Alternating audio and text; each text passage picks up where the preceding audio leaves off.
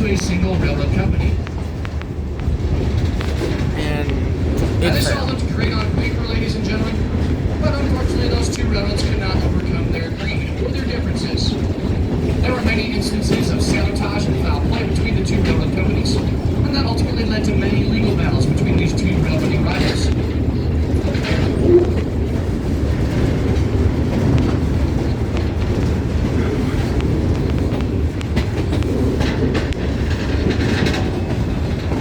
The Supreme Court would cancel the Joint Operations Agreement, and that left the South Park without access to the city of Leadville. And that is where this rail line comes in, ladies and gentlemen. They were forced to survey a new route through the mountains.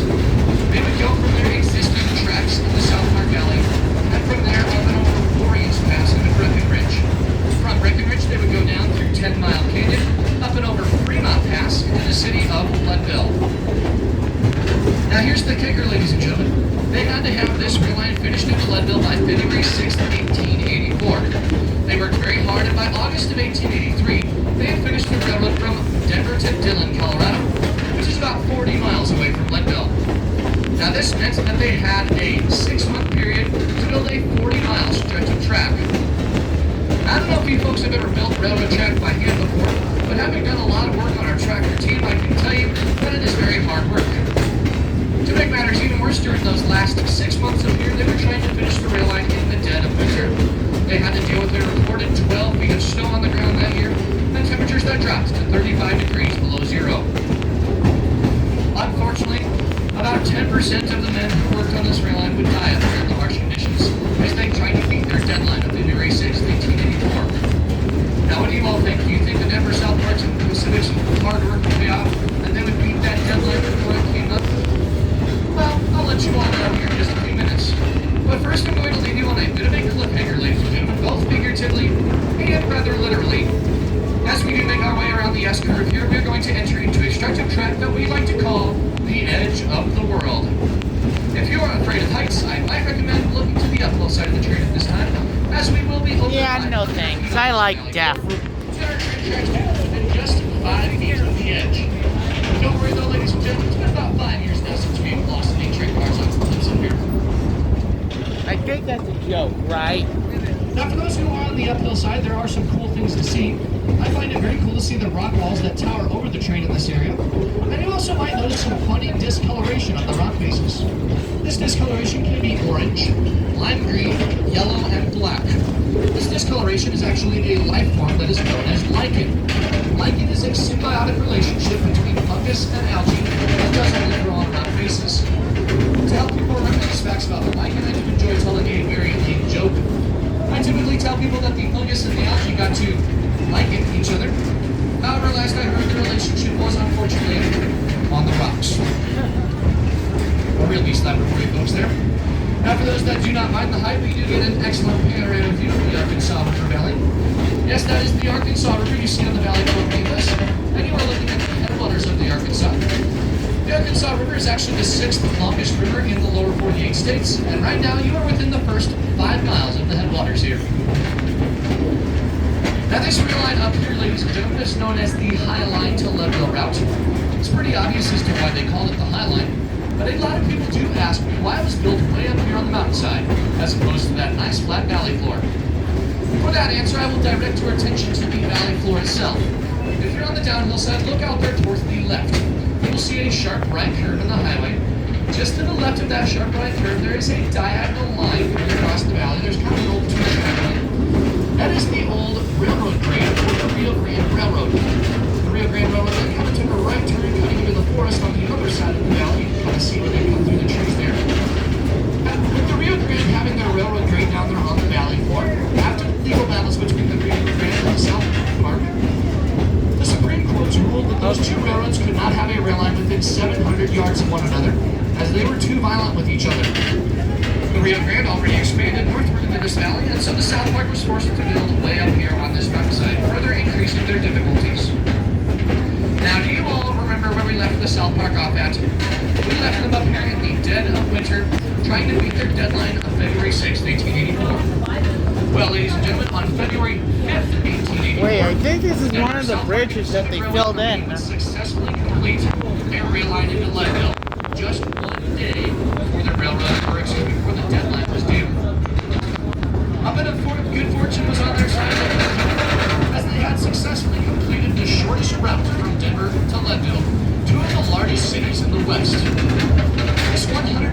1-mile excursion by rail, which should both passenger and freight trains upon it. And that journey by rail back in the day would take about 12 hours. Now, upon its completion, the president of this rail line, Governor John Evans, decided he was going to sell the rail line, and he did so to that man I referenced earlier, Jay Gould. Now, Jay Gould was actually the president of the Union Pacific Railway, and so this rail line would then fall under the jurisdiction of Union Pacific Railway Company. It was operated as a branch line of the Union Pacific, and it was known as the South Park Division of the UP. It operated under that namesake for the next 16 years or so, from 1884 all the way up until 1898. Now in 1898, due to some mismanagement on Union Pacific's part, ladies and gentlemen, they actually drove the South Park Division to bankruptcy. When they did, Union Pacific was forced to sell this rail line to the Colorado and Southern, and they did so in 1898. CNS was very successful in their operations on this rail line, ladies and gentlemen. They controlled the rail line for the majority of its lifetime.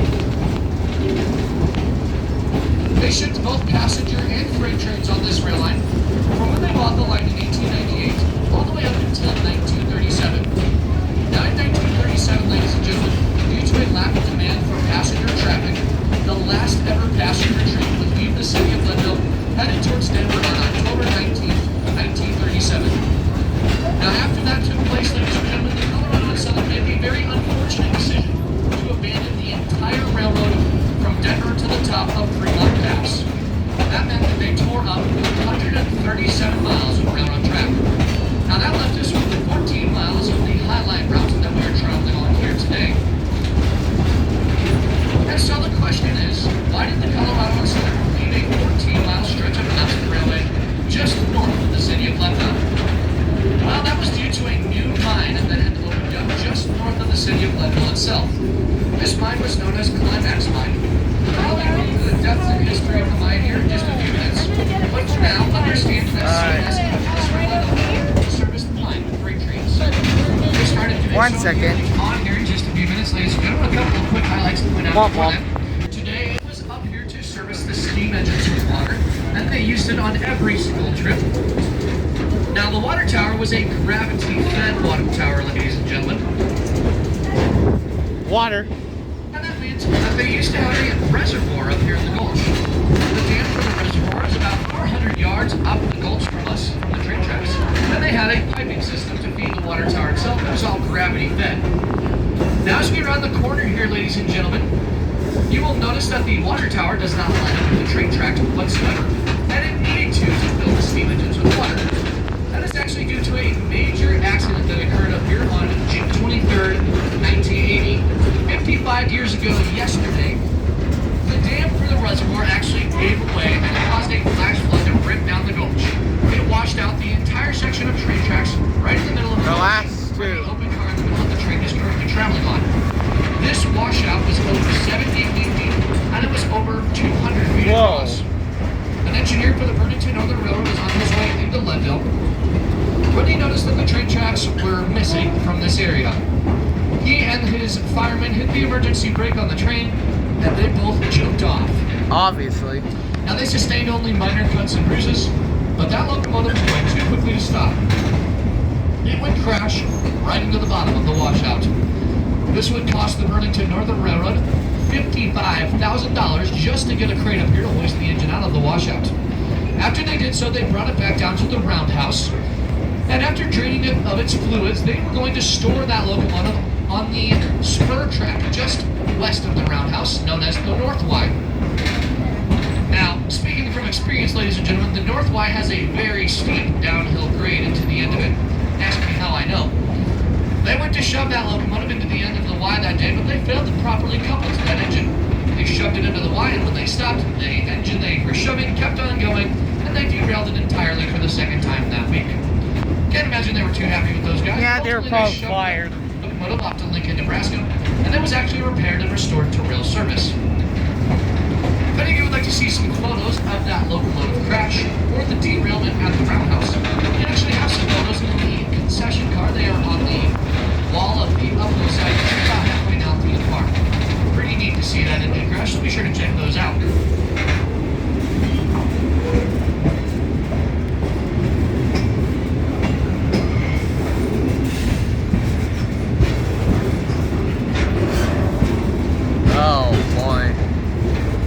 Oh boy.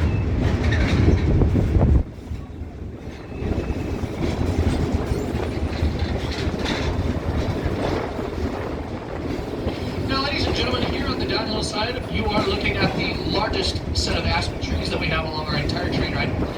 You might remember how I was talking about how aspen groves are different from each other. They have their own DNA and such. There are actually 2 aspen groves along this right here. You can't really see in the summertime because they are so similar.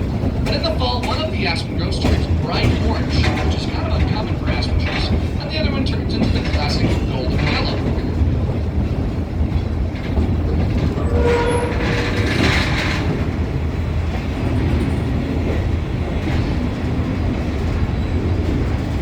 As you can feel, ladies and gentlemen, the train is slowing down, and that is because we have reached our destination for the day here.